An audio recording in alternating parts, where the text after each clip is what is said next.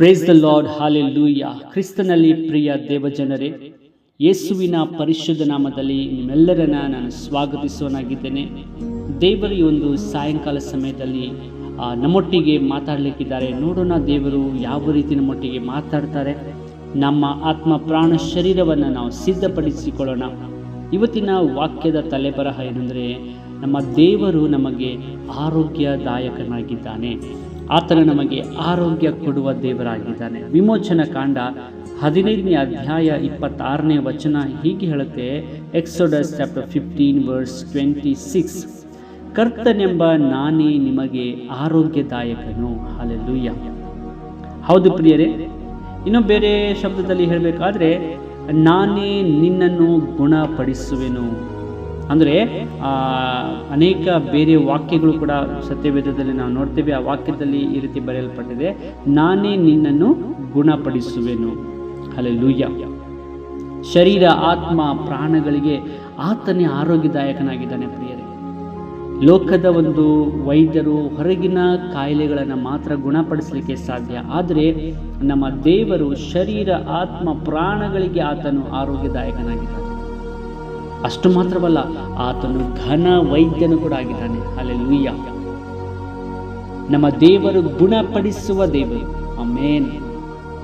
ಐಗುಪ್ತರಿಗೆ ಬರಮಾಡಿದಂಥ ವ್ಯಾಧಿಗಳಲ್ಲಿ ಒಂದನ್ನೂ ನಿಮಗೆ ಬರಗೊಡಿಸುವುದಿಲ್ಲ ಎಂದು ದೇವರು ತನ್ನ ಜನರಿಗೆ ವಾಗ್ದಾನ ಮಾಡಿದರು. ಹಲ್ಲೆಲೂಯಾ. ನೋವುಗಳನ್ನು ನಿವಾರಿಸುವ ದೇವರಾಗಿದ್ದಾನೆ. ಆರೋಗ್ಯವನ್ನು ಕೊಡುವ ದೇವರು. ಆಮೆನ್. ಹಲ್ಲೆಲೂಯಾ.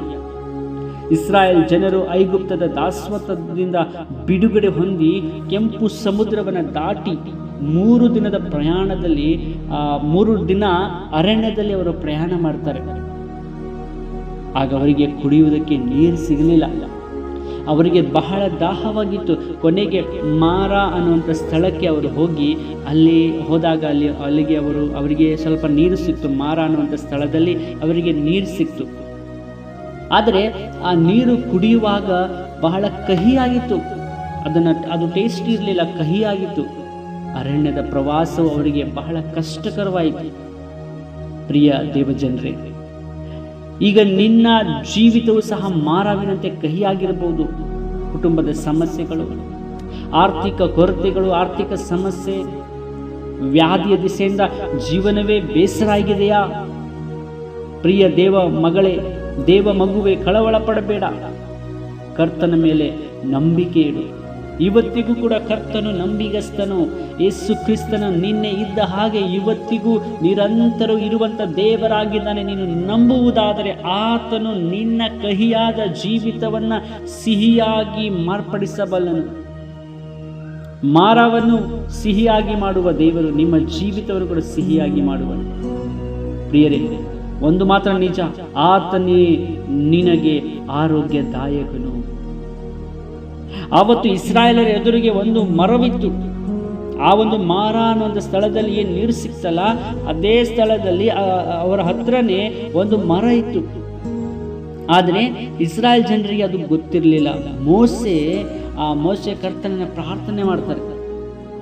ಆಗ ದೇವರು ಮೋಸೆಗೆ ಆ ಮರವನ್ನು ತೋರಿಸ್ತಾರೆ. ಮೋಸೆ ಪ್ರಾರ್ಥನೆ ಮಾಡಿ ಆ ಮರವನ್ನು ತೆಗೆದು ಆ ಮರವನ್ನು ನೀರಿನಲ್ಲಿ ಹಾಕಿದಾಗ ಅದು ಸಿಹಿಯಾಗಿ ಮಾರ್ಪಡ್ತದೆ. ಹಲ್ಲೆಲೂಯಾ. ವಿಮೋಚನೆ ಕಾಂಡ 15:25 ನಾವು ನೋಡ್ತೇವೆ. ಜೀವಿತದಲ್ಲಿ ಬರುವ ಕಹಿಯಾದ ಅನುಭವಗಳನ್ನು ಮಾರ್ಪಡಿಸಲು 2000 ವರ್ಷಗಳ ಹಿಂದೆ ಕರ್ತನು ಒಂದು ಮರವನ್ನು ತೋರಿಸಿದನು. ಅದೇ ಕಲ್ವಾರಿಯ ಶಿಲುಬೆಯ ಮರ. ಹಲ್ಲೆಲೂಯಾ.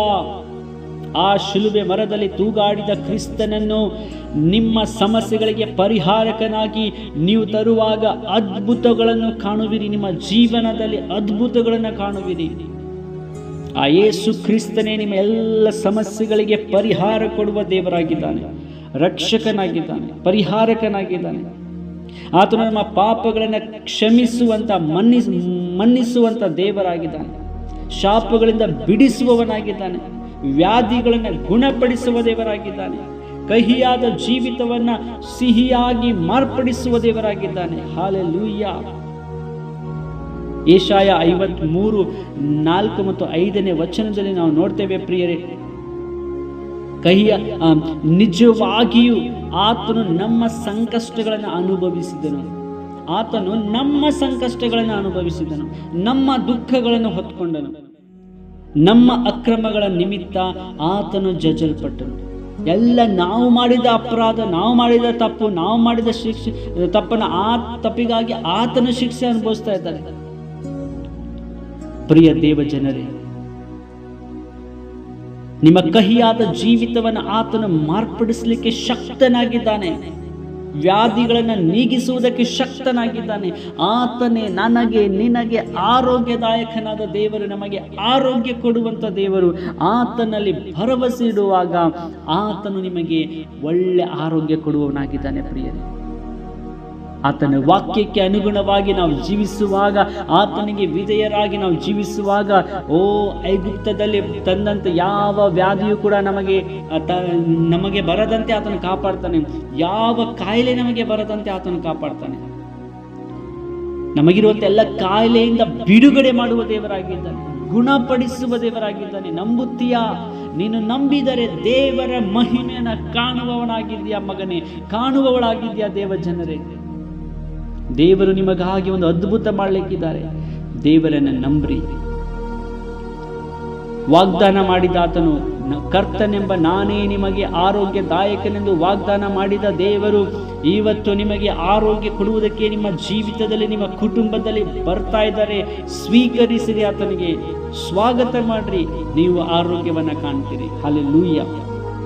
ಈ ವಾಕ್ಯದಿಂದ ದೇವರು ನಿಮ್ಮನ್ನ, ನಿಮ್ಮ ಕುಟುಂಬಗಳನ್ನು ಹೆಚ್ಚಾಗಿ ಆಶೀರ್ವಾದ ಮಾಡಲಿ. ಪ್ರೀತಿಯುಳ್ಳ ದೇವರೇ, ಅಪ್ಪ, ಈ ವಾಕ್ಯದ ಮೂಲಕ ಸ್ವಾಮಿ ನಮ್ಮೊಟ್ಟಿಗೆ ಮಾತಾಡಿದಕ್ಕಾಗಿ ಸ್ತೋತ್ರ. ನಮ್ಮ ಆರೋಗ್ಯದಾಯಕನೇ, ಗುಣಪಡಿಸುವ ದೇವರೇ, 38 ವರ್ಷದ ರೋಗಿಯನ್ನ ಒಂದೇ ಮಾತಿನಲ್ಲಿ ಗುಣಪಡಿಸಿದ ದೇವರೇ, 12 ವರ್ಷದಿಂದ ನರಳಿದ ರಕ್ತ ಕುಸುಮ ರೋಗಿಯನ್ನ ಒಂದೇ ಕ್ಷಣದಲ್ಲಿ ಗುಣಪಡಿಸಿದ ದೇವರೇ, ಕುಷ್ಠ ರೋಗಿಯನ್ನ ನೀನು ಮುಟ್ಟಿದ ತಕ್ಷಣ ಆತನು ಗುಣವಾದನು. ರಾಜ, ನೀನೇ ನಮ್ಮ ಆರೋಗ್ಯದಾಯಕನು.